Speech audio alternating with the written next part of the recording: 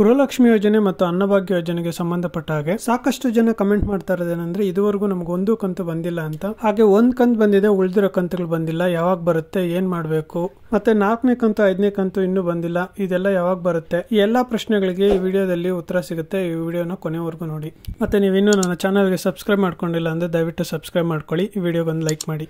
ಗೃಹಲಕ್ಷ್ಮಿ ಮತ್ತು ಅನ್ನಭಾಗ್ಯ ಯೋಜನೆ ಅಡಿ ಯಾರ್ಯಾರು ಅರ್ಜಿ ಹಾಕಿದ್ರು ಅವ್ರಿಗೆಲ್ಲರಿಗೂ ನೇರವಾಗಿ ಡಿಬಿಟಿ ಮುಖಾಂತರ ಹಣ ಜಮಾ ಆಗ್ತಾ ಇತ್ತು. ರೇಷನ್ ಕಾರ್ಡ್ ಅಲ್ಲಿ ಎಷ್ಟು ಜನ ಇದ್ರು ಅಷ್ಟು ಜನಕ್ಕೆ 5 kg ಅಕ್ಕಿ ಬದಲು ಹಣನ ಜಮಾ ಮಾಡ್ತಾ ಇತ್ತು ಗೌರ್ಮೆಂಟ್.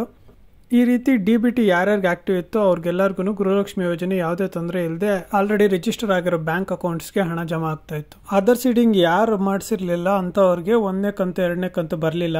ನಂತರ ಅವರು ಸಹ NPCI ಮ್ಯಾಪಿಂಗ್ ಅಂದ್ರೆ ಆಧಾರ್ ಸೀಡಿಂಗ್ ಮಾಡಿಸಿಲ್ಲ ಅಂದ್ರೆ ನಮ್ಗೆ ಹಣ ಬರೋದಿಲ್ಲ ಅಂತ ಅರ್ಥಕೊಂಡು NPCI ಮ್ಯಾಪಿಂಗ್ ಮಾಡಿಸ್ತಾರೆ. ಅಂತವ್ರಿಗೂ ಸಹ ಆಮೇಲೆ 1ನೇ ಕಂತು 2ನೇ ಕಂತು ಹಾಗೆ ಪೆಂಡಿಂಗ್ ಇದ್ದಂತ ಎಲ್ಲಾ ಕಂತಿನ ಹಣನು ಅವ್ರ ಅಕೌಂಟ್ಗೆ ಜಮಾ ಆಗ್ತಾ ಬಂತು. ಸೊ ಈಗ ಒಂದು ಕಂತು ಬರದೇ ಇರೋರು ಫಸ್ಟ್ ಏನಾಗಿದೆ ಪ್ರಾಬ್ಲಮ್ ಅಂತ ತಿಳ್ಕೊಳ್ಬೇಕು ಅಂತಂದ್ರೆ ಏನ್ ಮಾಡ್ಬೇಕು ಅಂದ್ರೆ, ಈ ರೀತಿ ಪ್ರಾಬ್ಲಮ್ ಫೇಸ್ ಮಾಡ್ತಾ ಇರೋರು ಫಸ್ಟ್ ನೀವು ಯಾವುದೇ ರೀತಿಯ ಮಾಹಿತಿ ಕಣಿಜ ಆಗಲಿ ಅಥವಾ ಡಿಬಿಟಿ ಕರ್ನಾಟಕ ಆ್ಯಪ್ನಲ್ಲಾಗಲಿ ಎಲ್ಲೂ ಚೆಕ್ ಮಾಡಕ್ ಹೋಗ್ಬಿಡಿ. ಡೈರೆಕ್ಟ್ ನೀವು ನಿಮ್ಮ ಹತ್ತಿರದ ನಾಗರಿಕ ಸೇವಾ ಕೇಂದ್ರ ಅಂದ್ರೆ ಗ್ರಾಮವನ್ನು, ಕರ್ನಾಟಕವನ್ನು ಅಥವಾ ಬೆಂಗಳೂರನ್ನು ಯಾವ್ದು ಹತ್ರ ಇದ್ರೆ ಅಲ್ಲಿ ಹೋಗ್ಬಿಟ್ಟು ನಿಮ್ಮ ಅರ್ಜಿಯ ಸ್ಟೇಟಸ್ನ ಒಂದ್ಸತಿ ಚೆಕ್ ಮಾಡಿಸಿ.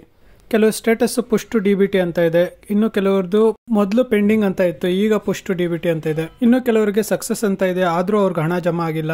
ಈ ರೀತಿ ಇದ್ರೆ ಪುಷ್ ಟು ಡಿಬಿಟಿ ಅಥವಾ ಸಕ್ಸಸ್ ಅಂತ ಯಾರ್ದಿರುತ್ತೋ ಅಂತವ್ರದ್ದು ನಿಮ್ಮ ಟೆಕ್ನಿಕಲ್ ಇಶ್ಯೂಸ್ನೆಲ್ಲ ರಿಸಾಲ್ವ್ ಮಾಡಿಸ್ಕೊಂಡಿದ್ದೀರಾ, ಅದಕ್ಕೆ ನಿಮ್ದು ಸ್ಟೇಟಸ್ ಈ ತರ ತೋರಿಸ್ತಾ ಇರುತ್ತೆ. ಗೌರ್ಮೆಂಟ್ ಕಡೆಯಿಂದ ಟೆಕ್ನಿಕಲ್ ರೀಸನ್ಸ್ ಇಂದ ಇದೇನಾದ್ರು ಸ್ಟಕ್ ಆಗಿರ್ಬೋದು, ಬಟ್ ನಿಮ್ಗೆ ಖಂಡಿತವಾಗೂ ಹಣ ಬಂದೇ ಬರುತ್ತೆ. ಮೊದಲು ನಿಮ್ಗೆ ಹಣ ಬಂದಿತ್ತು, ಆಮೇಲೆ ನಿಮ್ಗೆ ಏನಾದ್ರು ಹಣ ಬರೋ ಸ್ಟಾಪ್ ಆಗಿ GST ರಿಟರ್ನ್ಸ್ ಅಂತ ಏನಾದ್ರು ಸ್ಟೇಟಸ್ ಬಂದಿದೆ ಅಂತಂದ್ರೆ ಈಗ ಸುಮಾರು ಒಂದು 80,000 ಅರ್ಜಿಗಳಿಗೆ ಈ ತರ GST ರಿಟರ್ನ್ಸ್ ಅಥವಾ ಟ್ಯಾಕ್ಸ್ ಫೈಲಿಂಗ್ ಅಂತ ಬಂದಿದೆ. ನೀವೇನಾದ್ರೂ ನಿಜವಾಗ್ಲೂ ಟ್ಯಾಕ್ಸ್ ಫೈಲಿಂಗ್ ಮಾಡ್ತಾ ಇದ್ರೆ ಅಥವಾ GST ರಿಟರ್ನ್ಸ್ ಮಾಡ್ತಾ ಇದ್ರೆ ನಿಮ್ಗೆ ಗೃಹಲಕ್ಷ್ಮಿ ಹಣ ಬರೋದಿಲ್ಲ.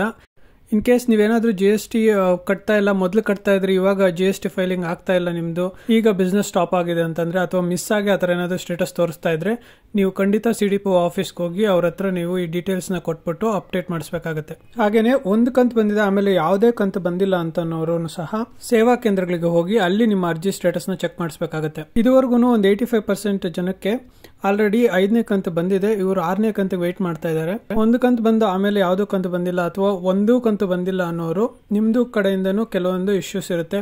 ಏನಂದ್ರೆ ಆಧಾರ್ ಸೀಡಿಂಗ್ ಮಾಡಿಸಿರಲ್ಲ, NPCI ಮ್ಯಾಪಿಂಗ್ ಆಗಿರಲ್ಲ, ನೇಮ್ ಮಿಸ್ ಮ್ಯಾಚ್ ಇರುತ್ತೆ, ಈ ಡೀಟೇಲ್ಸ್ ನ ಅಪ್ಡೇಟ್ ಮಾಡಿಸಿರ್ತೀರಾ. ಈ ಅಪ್ಡೇಟ್ ಮಾಡಿಸಿರೋದು ಗೌರ್ಮೆಂಟ್ ವೆಬ್ಸೈಟ್ಸ್ ಅಲ್ಲಿ ಅಪ್ಡೇಟ್ ಆಗಬೇಕು. ಈ ಅಪ್ಡೇಟ್ ಆಗೋದಕ್ಕೆ ಕೆಲವೊಂದ್ಸತಿ ಗೌರ್ಮೆಂಟ್ ವೆಬ್ಸೈಟ್ಸ್ ಅಲ್ಲಿ ನಿಧಾನ ಆಗುತ್ತೆ. ರೇಷನ್ ಕಾರ್ಡ್ ತಿದ್ದುಪಡಿ ಮಾಡಿಸಿರ್ತೀರಾ, ಹಾಗೇನೆ KYC ಅವಶ್ಯಕತೆ ಇರುತ್ತೆ. KYC ಅವಶ್ಯಕತೆ ಇರೋದ್ರಿಂದ ನೀವು ಅದನ್ನ ಅಪ್ಡೇಟ್ ಮಾಡಿಸಿರ್ತೀರಾ.